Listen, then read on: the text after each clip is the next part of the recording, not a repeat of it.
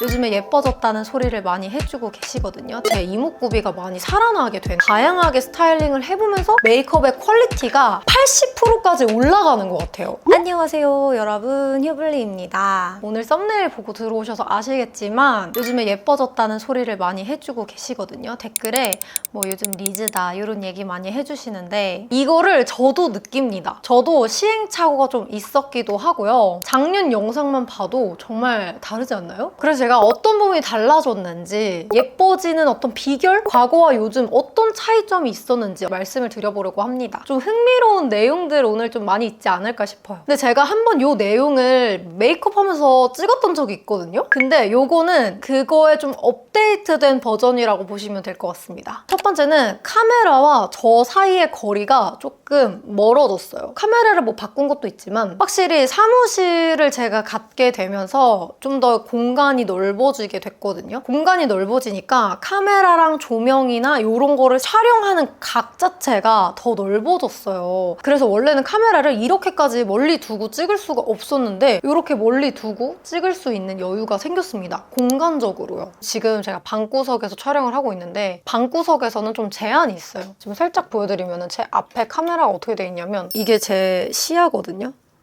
지금 방구석에서 이렇게 제가 촬영을 하고 있는데 근데 이게 왜 중요하냐면요. 카메라와 저 사이가 이렇게 좀 가깝게 찍다 보면은 얼굴이 되게 넙대대하게 나와요. 그래서 제가 실제로 크리에이터 분들을 만나면 항상 듣는 소리가 영상에선 조금 더 얼굴이 넓어 보이셨는데 실제로 보니까 그런 느낌이 아니시네요. 이런 얘기를 진짜 많이 들었거든요. 제가 항상 집에서 촬영을 했었는데 저희 집이 그렇게 큰 집이 아니다 보니까 카메라를 두고 찍을 수 있는 게 거리적인 제한이 좀 있었다는 점. 그래서 요즘에는 좀 이렇게 넓게 찍고 이러니까 얼굴이 예전만큼 그렇게 넙대대해 보이진 않는 것 같아요. 그래서 옛날 영상의 얼빵 느낌이 좀 강했거든요. 조금 더 안 예뻐 보였던 것 같고요. 두 번째는 제가 최근 들어서 헤어 변화를 많이 주고 있어요. 저는 원래 머리를 이렇게 주기적으로 받으러 다니진 않았었거든요. 헤메코 3박자가 딱 맞았을 때 완벽하다 이런 얘기 많이 들어보셨잖아요. 제가 이제 중요한 일정 있을 때 샵을 가는데 그 이유 중에 하나가 머리 세팅을 받을 수 있다는 점에서 가는 것도 있거든요. 제가 옛날에는 그냥 무조건 긴 머리만 고수를 했어요. 그러다 보니까 이제 스타일링의 변화가 크지가 않고 제가 머리가 긴 머리를 가지고 이렇게도 따보고 저렇게도 따보고 이럴 수 있는 재주를 갖고 있진 않았어서 항상 그 느낌이 비슷했거든요. 근데 이제 단발을 하고 나니까 그 무드 자체가 달라져서 제 느낌이 좀 더 사는 것 같더라고요. 그리고 원래 이제 머리를 하더라도 제가 주기 자체가 2번 받을까 말까 하는 정도로 머리를 받으러 다녔었거든요. 제가 지금은 한 달 반마다 뭐 2달마다 이렇게 좀 받으러 가고 있어서 머리가 조금 더 정돈이 되고 깔끔한 느낌이 나더라고요. 근데 그렇게 주기적으로 머리를 받다 보니까 영상에서도 덜 지저분하게 머리를 보여드릴 수 있게 된 게 아닌가 싶어요. 긴 머리만 많이 해보다 보면은 내가 어떤 스타일이 잘 어울리는지 알기가 좀 어렵더라고요. 그래서 잘 맞는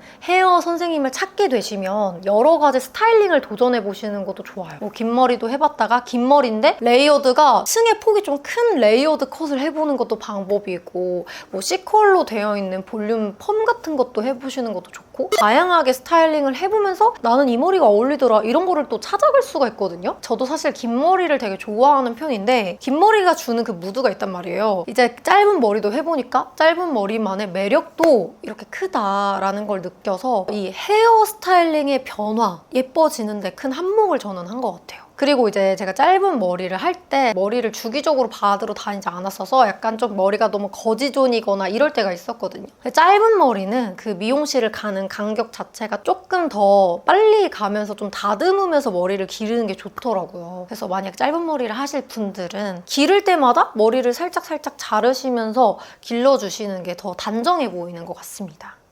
아직까지는 제가 뭐 피부과 시술이라든지 이렇게 마사지 경락을 받는다든지 이런 거는 아직 없거든요. 제가 얼굴이 정말 많이 달라진 가장 큰 이유 중에 하나가 메이크업의 디테일이 조금 달라졌어요. 근데 이 디테일이 뭐 한두 가지 변한 게 아니라 굉장히 많이 달라졌습니다. 제가 옛날 제 메이크업 보시면 아시겠지만 얼굴이 좀 밋밋한 편이라고 생각을 해요. 제가 이전에는 이목구비를 잘 살려주는 메이크업에 대해서 잘 몰랐어요. 근데 이제 점점 메이크업을 해보면서 이 이목구비를 살려주는 살려주는 메이크업이 진짜 중요하구나를 알면서 좀 메이크업의 디테일이 좀 변화가 생겼거든요. 일단 첫 번째가 쉐딩이에요. 제가 이거는 이전 영상에서도 말씀을 드렸는데 제가 전에는 쉐딩을 잘 안 하고 다녔어요. 이목구비 자체가 뚜렷한 코가 아닌데도 인위적이어 보여서 제가 이전에는 쉐딩 컬러를 붉은기 있는 걸 썼어가지고 그게 안 받더라고요, 저한테. 그래서 그냥 쉐딩을 안 하고 다녔었는데 이제 웜톤이어도 그레이시한 요런 그림자 같은 컬러를 썼어야 됐더라고요. 근데 그렇게 나랑 잘 맞는 쉐딩 컬러를 찾고 나니까 쉐딩을 잘 하게 됐는데 사실 얼굴에서 이 코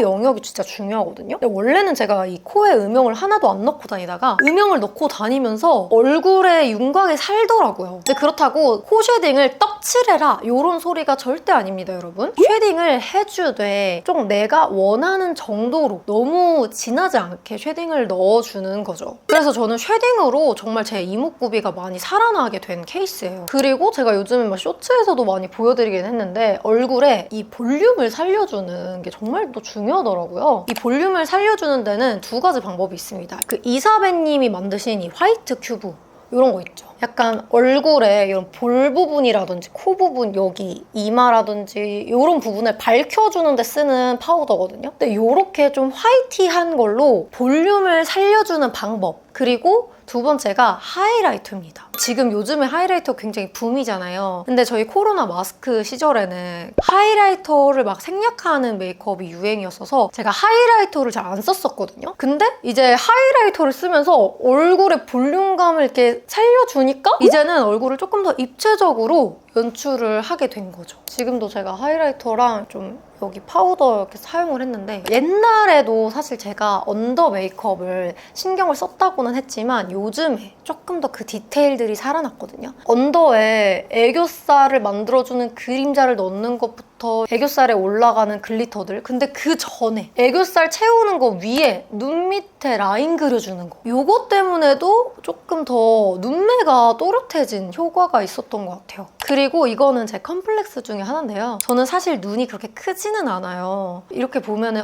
눈이 좀 큰 편인데요 뭐 이렇게 말하는데 왕눈들에 비하면 큰 편이 아니에요. 증거를 또 말씀을 드리자면 그 렌즈도 13mm 직경이 좀 크거든요. 저는 지금 끼고 있는 렌즈는 12.7mm인데 제가 그냥 눈을 뜨면은 이렇게 눈을 뜨는데 렌즈가 가려집니다. 언더 메이크업 그리고 속눈썹 밑으로 위로 확장을 해주는 게 정말 중요한데 제가 예전에는 그렇게까지 메이크업을 디테일하게 하지 않았어서 눈이 좀 되게 작아 보일 거예요. 속눈썹이랑 언더 메이크업을 더 신경을 써주니까 눈이 좀 또렷해지고 커 보이는 효과가 생겼습니다. 옛날 메이크업 저는 진짜 못 보겠더라고요. 왜 이렇게 나 진짜 메이크업 못했다 막 이런 생각밖에 안 들고, 그래서 속눈썹이 한 50% 정도 이 제가 예뻐진 데 차지하는 것 같거든요. 속눈썹 저도 되게 다양한 거 많이 써봐서 최근에 제가 속눈썹 리뷰 영상도 올렸었잖아요. 오늘 쓴 거는 이거 필리밀리의 또렷 데일리 이거 썼습니다. 속눈썹을 잘 붙이잖아요. 그러면은 정말 메이크업이 깔끔해지고 메이크업의 퀄리티가 한 80%까지 올라가는 것 같아요. 그래서 제 예전 영상 보면은 그냥 마스카라 할 때 보면 속눈썹이 되게 지저분하게 뭉쳐있고, 저는 속눈썹이 긴 편인데 긴 건 진짜 길고 짧은 건 또 되게 짧아요. 그래서 깔끔한 느낌을 주진 않았었거든요. 그리고 너무 길다 보니까 좀 이렇게 마스카라 할 때 좀 말리는 느낌도 있고, 그냥 제 속눈썹으로 마스카라 하면 깔끔한 느낌이 안 나더라고요. 이 속눈썹도 좀 타고 나는 거거든요. 그래서 가닥가닥으로 뭉쳐주기에 제 속눈썹은 그렇게 좋은 속눈썹이 아니었습니다. 제가 속눈썹을 붙이면서 메이크업의 재미가 더 생겼는데 확실히 그냥 마스카라 할 때랑 요즘 눈 보시면은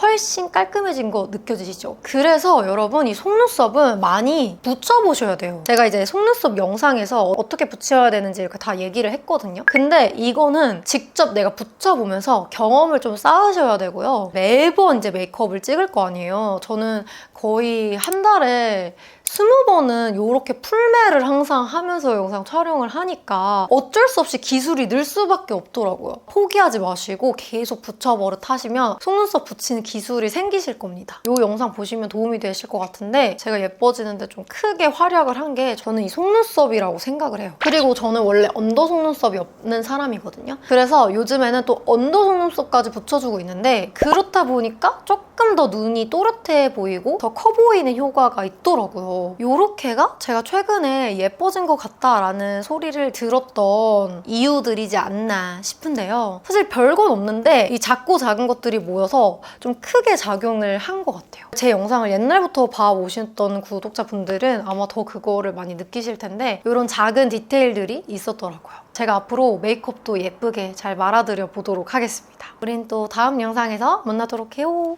안녕.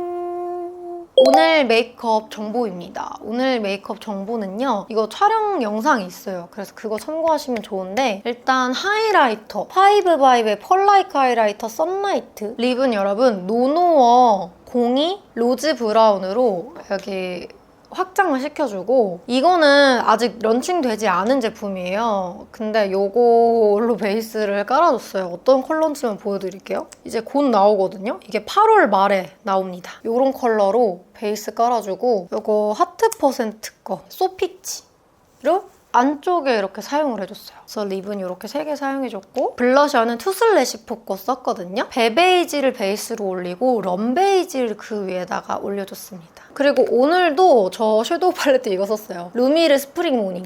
그래서 요거 베이스 올리고 요거 2개로 음영 넣어주고 요걸로 여기 위에 글리터 올려주고 요거 2개로 애교살. 그리고 속눈썹은 필리밀리의 또르테일리. 이렇게 해서 오늘 메이크업 정보까지 끝!